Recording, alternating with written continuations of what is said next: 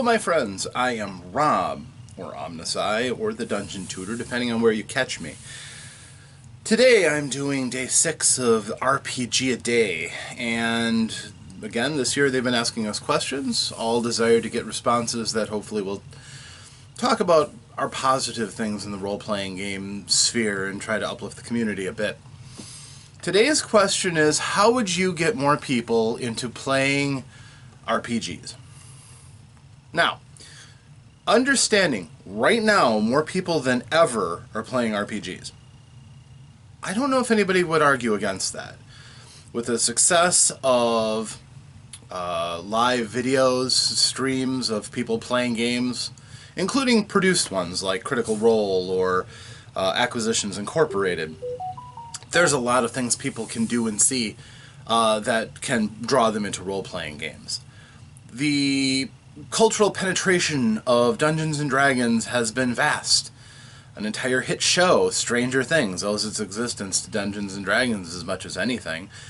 And again, with Critical Role and stuff, it's become kind of mainstream to be geeky and love role-playing games. So lots of people are interested, lots of people are coming to the table, and a good portion of them want to try running games and maybe helping to tell a story that they've got cooking up inside their heads, which is great. It's wonderful.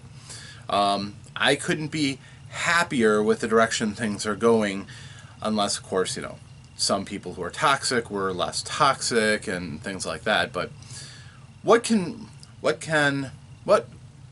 would you do, though? What would I do? I like to think that I've been a goodwill ambassador for gaming for a long time. I've run games at the local hobby shop trying to get new people into the hobby. Every time I go to a convention, I always run some games, and I try to run games that are out of print or maybe not the hot, game that's out there, like 5th edition Dungeons & Dragons. I try to give people choices. That doesn't always work, sometimes to a depressing degree, but I like to try.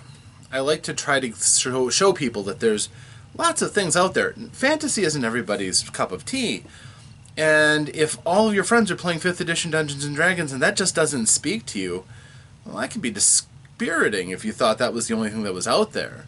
So, gleefully, I will tell people, well, if you don't like Dungeons & Dragons, there's a Doctor Who for you.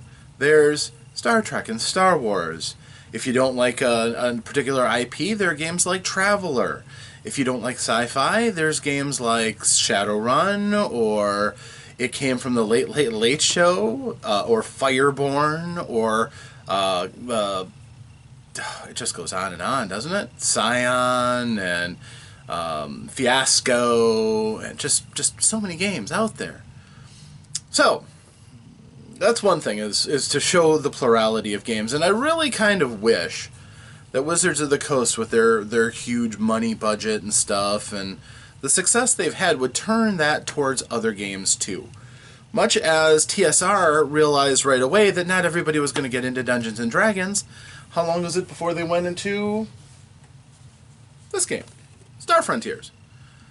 Again, one of the earliest sci-fi role-playing games out there, was treated with a solid amount of respect. This is a playable game, and you can play as aliens and humans and be in space and have great adventures out in space. They also ended up getting the Conan franchise for people who really were attracted to franchises. Eventually, Buck Rogers of the 25th century. There's something for everybody, I like to think. And it would be nice if the tentpole leader diversified out from 5th edition a little bit, from Dungeons & Dragons, and looked into other games. Especially the games they've got sitting in their pocket. Star Frontiers is owned, well, now by Wizards of the Coast, since they got everything from TSR.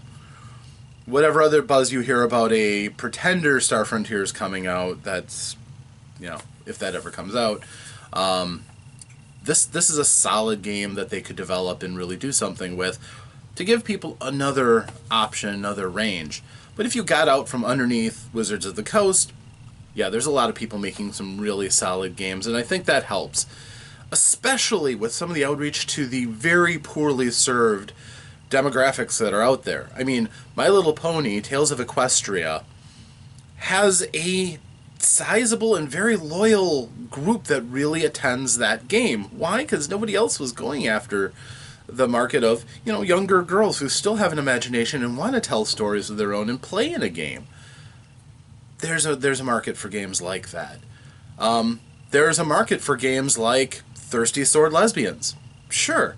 It may not be everybody's cup of tea, but it's out there, it's in your face, it's, tries to say, hey, there's another way of playing that can involve combat, but can also involve interpersonal relationships, and, can be a little naughty for those people who like more adult-oriented themes.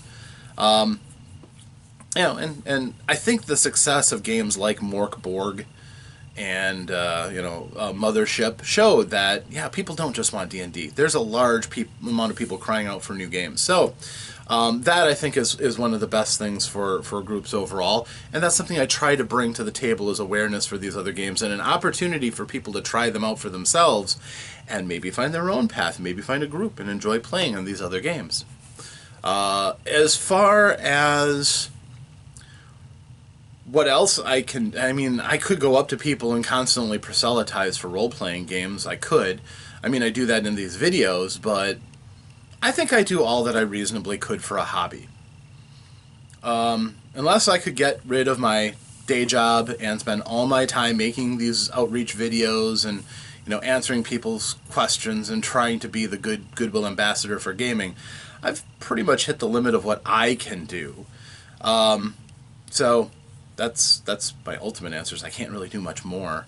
I guess I could be a little bit more aggressive with going to my local store, kicking down the doors and saying, come on, open up the game room so that we can run games and draw people back in playing and getting excited about role-playing games.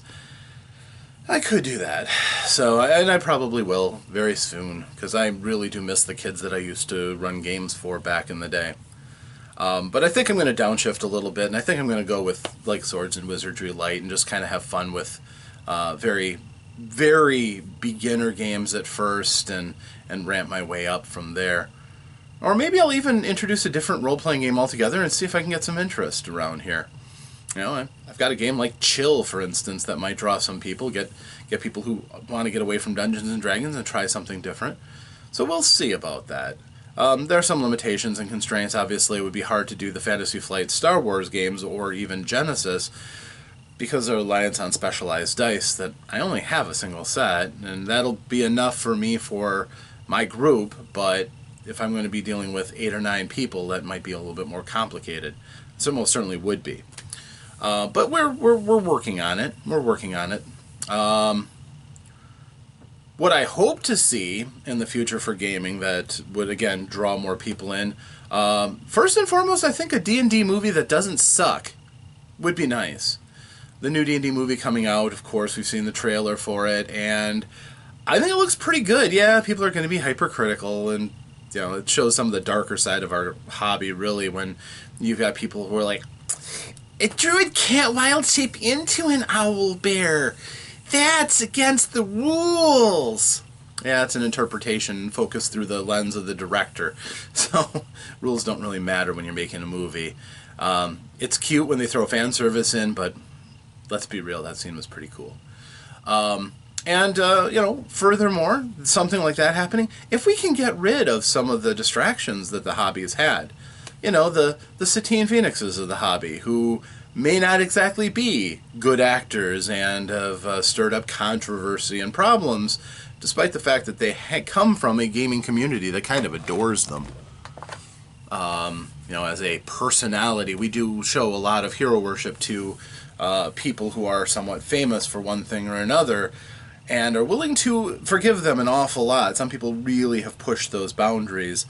And then you have people on the outside who may be wronged or, may not be the most pleasant of people, maybe a little bit prickly. It would be nice if they could, and the community would, generally try to embrace anybody who's been a creative influence over the hobby to one extent or another. Some pretty celebrated people who seem determined to be pretty miserable people when it comes down to it. Would I love to see an end of politics in gaming? Oh, that would be great. We just stop talking about politics. But we can't help it because gaming is a reflection of life in many ways, and life is inherently political. But it would be nice if we could actually just kind of put a moratorium on enforcing one's agendas of politics and social engineering, and just tell great games and have fun. I do think it's really good, though, that a lot of marginalized groups are getting some love from creators and game designers, and I think that's great. For people who like to see reflections of themselves in a game, excellent. I've got no problem with it. I have no problem with the bigger games becoming more aware that there are other people who also are interested in playing their games and would try to cater to them. Sometimes just by having a really cool NPC who, happens to be, somebody that another person outside of white males, outside of cisgendered people, it doesn't kill anybody to have a character like that, and it's good for a certain segment of the population of gamers. So I'm fine with that too. I think we could be more inclusive. We're a little slow to get there, but maybe one day we'll get there, and we'll have even more gamers playing alongside of us, where you can sit next to and play with people who are trans, people who are gay, people who are not, or again, if you are trans or you are gay, you can play next to a cis person, and you know what? It wouldn't matter, because it doesn't need to matter at the gaming table. You can just have fun playing as a character and realize that other people's gender identities don't impact you. So all you need to do is just be respectful of other people and go forward. Yes, this may come off as a woke post, whatever. Anybody who uses woke as an insult or a way of marginalizing people is usually a pretty, person I wouldn't want to associate with anyhow, so it doesn't bother me. But I do recognize that there are people who do resonate with some of these societal changes, and I'd like to see gaming continue on that trend and do that. I'm perfectly fine with that.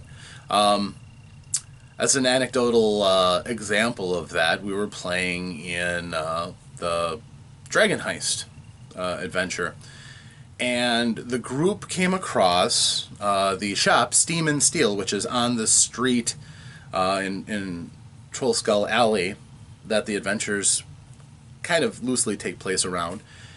And they found out that the people who work there are a couple. Male fire genocide and a male air genocide. And they're like, wait a minute, they're a couple? Uh-huh. And they're both male? Uh-huh. Oh, cool. No shock, no outrage. It was great. It was fine. It was D&D kind of waking up to modern sensibilities, honestly, and it was perfectly fine. As a matter of fact, I think they enjoy the interplay between those two, because the air elemental, or the air genocide, is kind of catty because he's a pacifist, and the party's always interested in weapons. So he's like, oh great, they're here again.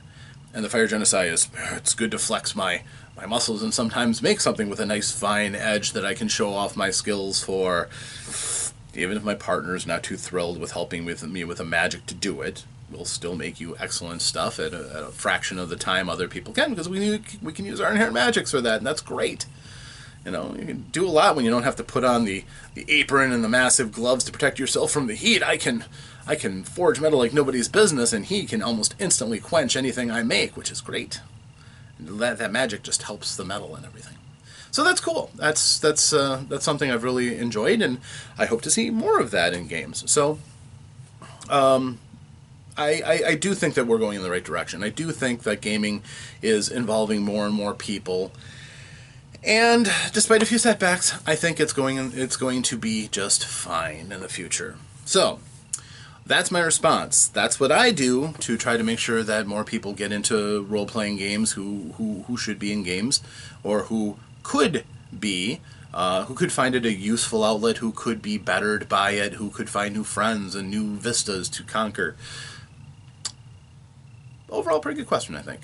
So, thank you very much for watching. I am Rob, Omnisci, Dungeon Tutor, what have you.